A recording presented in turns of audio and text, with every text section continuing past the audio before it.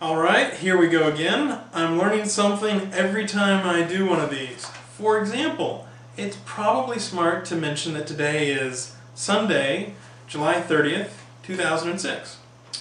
Alright, Jeremy writes in. He says, does Google treat dynamic pages differently than static pages? My company writes Perl and pages are dynamically created using arguments in the URLs, yada yada yada. Good question. To a first approximation, we do treat static and dynamic pages in similar ways in ranking. So let me explain that in a little more detail.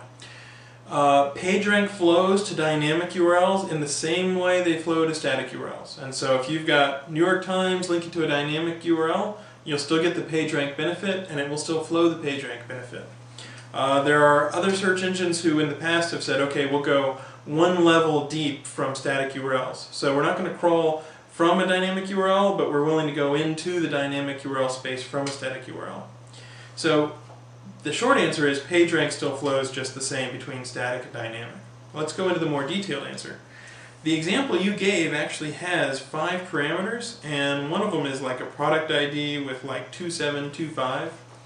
You definitely can use too many parameters. I would absolutely opt for 2 or 3 at the most if you have any choice whatsoever.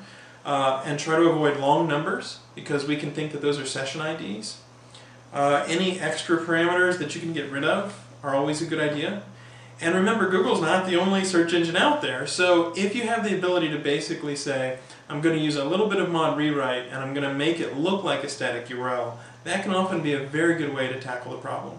So PageRank still flows, but experiment. If you don't see any URLs that have the same structure or the same number of parameters as you're thinking about doing, it's probably better if you can either cut back on the number of parameters or shorten them somehow or try to use mod rewrite. Alright, Mark writes in.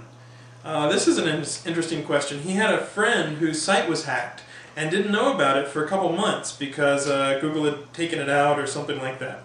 So he asks, can Google inform the webmaster of this occurrence, basically when your site gets hacked, within sitemaps?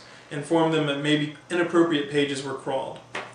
That's a really good question. My guess is we don't have the resources to do something like that right now. In general, when somebody's hacked, if they have a small number of sites they're monitoring, they usually notice it pretty quickly, or else the web host will alert them to it. So the sitemaps team is always willing to work on new things, but my guess is this would be at the lower end of the priority list. Okay. James M. writes in. He says, Matt, in the fullness of time, I'd like to use geo-targeting software to deliver different marketing messages to different people in different parts of the world. So, for example, discounted pricing structure. Are we safe to run with this sort of plain vanilla use of geo-targeting software? Clearly, we want to avoid any suspicions of cloaking. That's a really meaty question. So let's talk about that a little bit. The way that Google defines cloaking is very specific. It says, showing different content to users than you show to search engines.